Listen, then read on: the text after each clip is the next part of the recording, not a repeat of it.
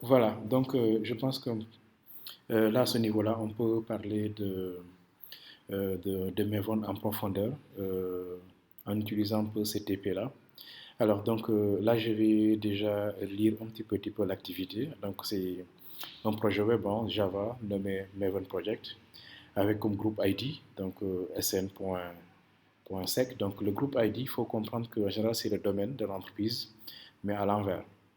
Et l'artefact ID n'est rien d'autre qu'un projet de ce groupe-là qui sera également le nom du projet. Voilà, donc ce sera la même chose. Et il y aura également la partie packaging qu'il va falloir préciser, à savoir est-ce que ça sera en pomme, en war ou bien un jar. Mais aussi, vous savez que dans tout projet web, en général, hein, si vous voulez que les fichiers soient sécurisés, vous ajoutez ou bien vous créez dans un dossier nommé WebInf, quand vous créez en fait un projet Maven par défaut dans Eclipse en général, ce dossier n'est pas créé, c'est à vous de l'ajouter. Et aussi, toutes les librairies également qui sont compréhensibles dans un projet web doivent être dans un sous-dossier nommé lib. Donc ça également, c'est à créer. Et vous allez voir également que si le packaging est du web, automatiquement pom.xml voudra qu'un fichier web.xml soit créé dans le dossier web. Donc j'ai fait de sorte que cette activité, si vous le suivez dans l'ordre, ça vous permet de créer un projet web, Dynamic Web Project, qui sera cohérent. Alors, dans ces fichiers .xml également, en général, on précise un fichier index.jsp pour, au niveau de la racine du projet qui sera créé dans Web App. Donc, et ces fichiers, on va afficher un message. Et ensuite aussi, bon, dans ces fichiers .xml également, donc on va ajouter la dépendance ou bien les dépendances dont on aura besoin, mais également, en fait, un plugin Tomcat qu'on va utiliser comme serveur embarqué. Ensuite, on va également configurer ce qu'on appelle les target runtime. Les target runtime permettent tout simplement de spécifier à Eclipse le serveur qui sera utilisé au moins en mode dev pour qu'il n'y ait pas tout le temps des erreurs au niveau du fichier index.jsp. Le deployment assembly, cela veut dire quoi? Quand vous utilisez en fait Maven, le dossier de base, c'est un dossier M2 et toutes les dépendances seront téléchargées et mises là-bas et votre projet va faire référence à ça. Mais ça ne suffit pas quand vous faites de l'assemblage, c'est-à-dire si vous voulez faire de packaging. Pourquoi? On en a parlé tout à l'heure. En fait, le dossier lib qui est là, c'est le dossier où on met toutes les librairies externes. Donc, le deployment assembly permet tout simplement de spécifier que toutes les dépendances qui seront téléchargées via le fichier pom.xml seront automatiquement déversées vers ça. OK? Voilà, donc voici quelques ressources. Donc ce fichier, je répète encore, je vais vous partager en fait ces fichiers-là. En commentaire, vous allez pouvoir accéder à ces fichiers OTP, mais également à ces codes-là. Alors, donc, je vais venir en fait au niveau d'Eclipse. Voici Eclipse. Pour créer un projet Maven, je répète encore, vous pouvez utiliser en fait, comme lancé sur la vidéo précédente, vous pouvez en fait utiliser MVN, Archetype Generate, ou bien vous utilisez Eclipse. Dans ce cas, je vais cliquer sur File, New, et sélectionner Maven Project. Si vous ne voyez pas Maven Project, dans ce cas, cliquez sur Other et vous écrivez Maven. Un exemple, là j'ai l'ai, mais si je ne l'avais pas, je vais cliquer ici, sur Autre, et j'écris Maven. Voici les Maven Projects qui sont là. Et je clique sur Suivant.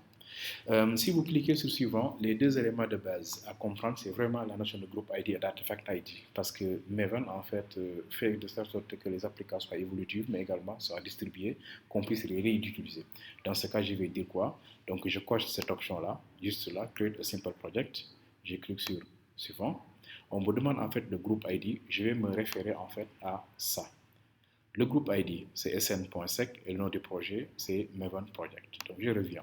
Donc, ici, comme groupe ID, je vais prendre le nom de domaine à l'envers, donc sn.sec. Je suppose que mon entreprise, c'est www.sec.sn. L'artefact ID, donc, en fonction de ce qui est dit, c'est Maven Project. La version, on va créer, bon, on va laisser ici la version, et le packaging, soit vous précisez WAR, JAR, etc. Mais moi, comme je vais l'intégrer dans Tomcat, je vais dire quoi? C'est un WAR. Mais si je voulais que le Tomcat soit embarqué, un peu comme ce qui s'est fait au niveau de Spring, avec Spring Boot, en général, c'est un jar file. Le name, c'est la même chose que l'artefact. La description, je vais dire quoi? Euh, Juste une description, hein, vous un Tomcat Maven Project. Juste une description de votre projet, c'est à vous de voir hein, si c'est une application e-commerce, donc application e-commerce de gestion de trucs. Alors ici, le projet parent. Le projet parent veut dire quoi? Si vous avez en fait un sous-projet, plutôt si votre projet est dans un sous-projet, c'est-à-dire qu'il y a un projet global, et vous gérez une partie en fait, dans ce cas, vous pouvez également spécifier le groupe ID de votre projet parent, ainsi que l'artefact ID, ainsi que la version, exactement comme ça. Ok? Donc on clique sur Finish.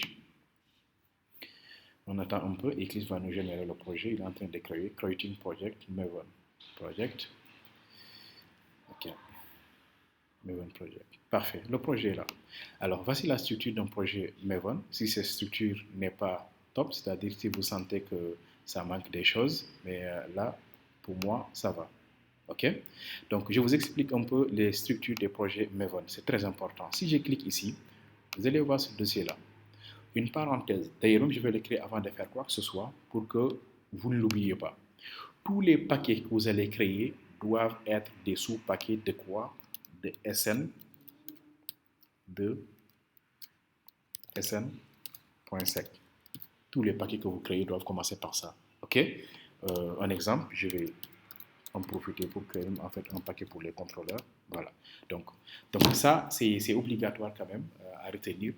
Donc si je dois créer les entités, comment sera sn.sec.entities, etc. Pourquoi? Parce que en fait ici, c'est vrai que le packaging n'a pas été le package n'a pas été spécifié, mais le plus souvent le paquet c'est la même chose que le groupe ID. Ok. Si vous voyez en fait ici un petit souci pour le WAR file également, il spécifie ça. Pourquoi? Parce que dans tous les projets web, il y a en général un fichier web.xml qui permet de gérer le dispatching. Donc ça, c'est pour la partie Java. Si vous voulez maintenant coder la partie HTML, CSS, la partie web, c'est ici, dans ce dossier-là. Okay? Donc c'est à partir de ce dossier maintenant qu'on va créer en suivant tout simplement les spécifications du TP.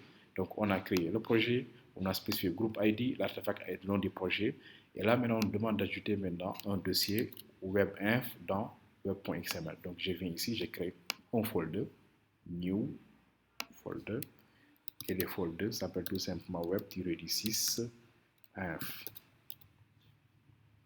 Ensuite, dans webinf, je vais ajouter un dossier nommé lib. Ok, donc ici, un folder que je vais nommer lib, comme ça. Ok. Ensuite, après ça, je vais ajouter un fichier web.xml ici. Donc, ce que je vais faire, je vais tout simplement récupérer un fichier web.xml et tous ces fichiers-là, peut-être une fois que je l'intègre, je vais pouvoir vous partager ça. Donc, je pense que j'avais un fichier web.xml là que je vais prendre.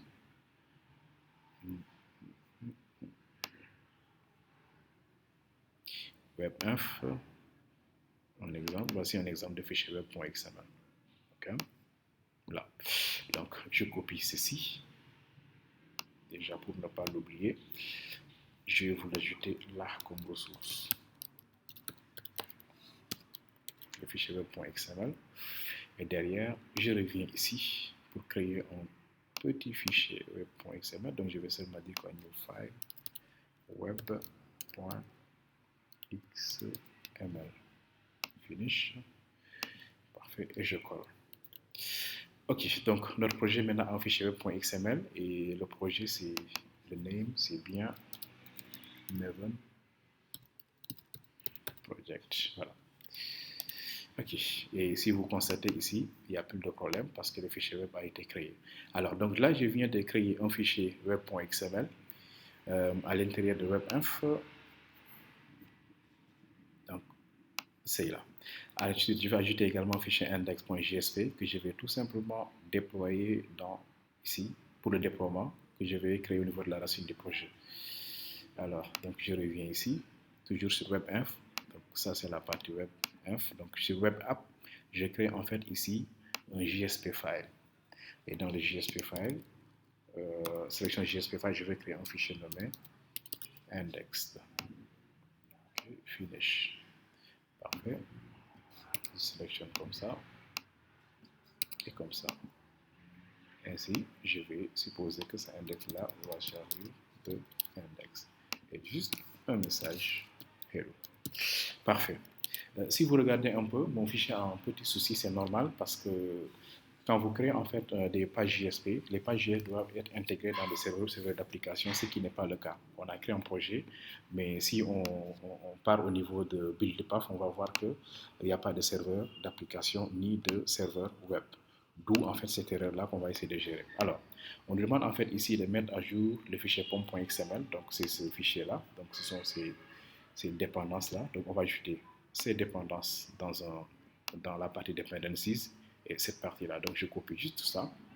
Ça c'est pour la partie JSTL que je vais ajouter au niveau de mon fichier pom.xml à ce niveau-là. J'indente un peu. C'est la dépendance JSTL. Puis oui, j'ajoute également le plugin.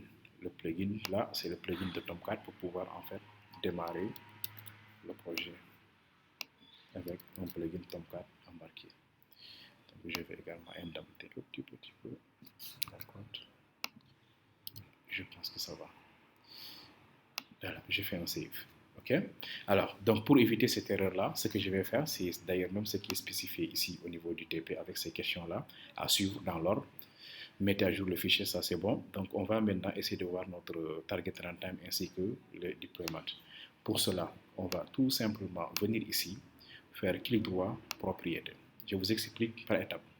Alors, pour certaines versions, on va commencer déjà même par des éléments qui n'ont pas été spécifiés, le Java Compiler. Là, je vais décocher ça et de choisir ma version de Java installée. Moi, j'ai un JDK 11 et 8, donc je vais spécifier ça. Si vous avez un JDK également, c'est que vous spécifiez. Donc, j'applique, ça c'est pour le JDK à utiliser, c'est le 8. Ensuite, voici notre deployment assembly. Si vous constatez bien, voici la dépendance de Maven. Les dépendances de Maven sont là. Et là, si vous constatez ici, c'est spécifié avec webinf pour la partie deployment path. Donc, c'est pour ça qu'on avait ajouté tout à l'heure le dossier lib dans ça. Là, c'est bon. Il y a également au niveau de targeted runtime. Là, je vais dire quoi? Il faut utiliser le serveur Tomcat si jamais on veut déployer à partir de Eclipse. Automatiquement, dès que je choisis target runtime, vous constatez ici même, il n'y a plus d'erreur. J'applique. Non, mais en fait, il y a même en fait un autre élément, c'est au niveau des build path. Java build path ici. Il faut que je spécifie ça. Vous avez vu qu'en fait, au niveau des build path, c'est ajouté, mais le JDK, c'est le JDK 15 qui est sélectionné par défaut. Je peux basculer. Donc, je vais faire un remove, cliquer ici sur Add Library et sélectionner JRE System Library. Et je lui dis quoi?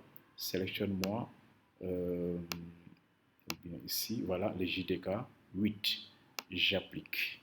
Donc, j'ai les dépendances Maven, j'ai le Tomcat, j'ai mon JDK qui est le bon JDK, qui a été modifié également au niveau de Java Compile, et j'applique. Voilà. Alors, donc, j'ai ceci comme projet. Ce que je peux faire maintenant, je vais l'exécuter de deux manières différentes que vous allez constater. Donc, je vais faire clic droit ici, Run as on server. Pourquoi je peux dire Run as on server? Parce que tout à l'heure, en fait, au niveau de deployment assembly, ainsi qu'au niveau de targeted runtime, j'avais tout simplement spécifié un serveur Tomcat. Suivant. OK. Et j'ai fait un finish. OK.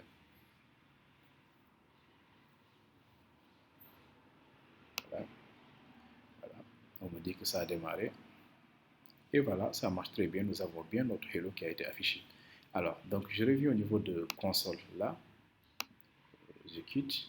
Je vais maintenant démarrer. Si j'actualise, en principe, ça ne va plus marcher parce que je viens d'arrêter le serveur. C'est normal. Alors, si je veux utiliser maintenant Maven, c'est-à-dire le goal de Maven, dans ce cas, je vais faire clic droit ici, Run as. Attention, je viens ici au niveau de Maven Build. Et là, maintenant, on va me demander de spécifier le plugin ainsi que le gold. Le plugin, c'est quoi?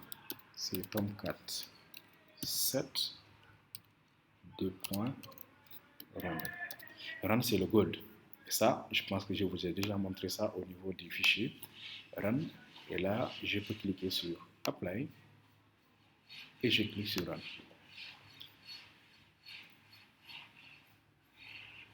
Voilà. Là, je suis en train de télécharger Tomcat à partir du repository comme étant plugin de Maven. Une fois que le téléchargement est fini, automatiquement, il va démarrer maintenant le serveur et il va également faire le déploiement de mon application dans ce serveur Tomcat. Donc, on attend un peu.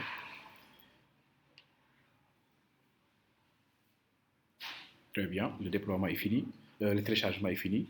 Là, il a démarré le serveur qui est embarqué et c'est ces serveurs-là, en fait, qu'on a ajouté comme étant un plugin tout simplement ici. Là, c'est bon. Donc, je peux lancer mon navigateur, localhost 2.80.80 et j'aurai mon hello qui est bien affiché ici. Voilà, donc c'était ça en fait, cette vidéo-là. Je vais maintenant peut-être télécharger et intégrer un joli template pour les vidéos suivantes, mais également après je vais vous montrer également comment faire pour utiliser au maximum ces commandes de Maven pour vous introduire également avec Jenkins pour les vidéos suivantes. Merci.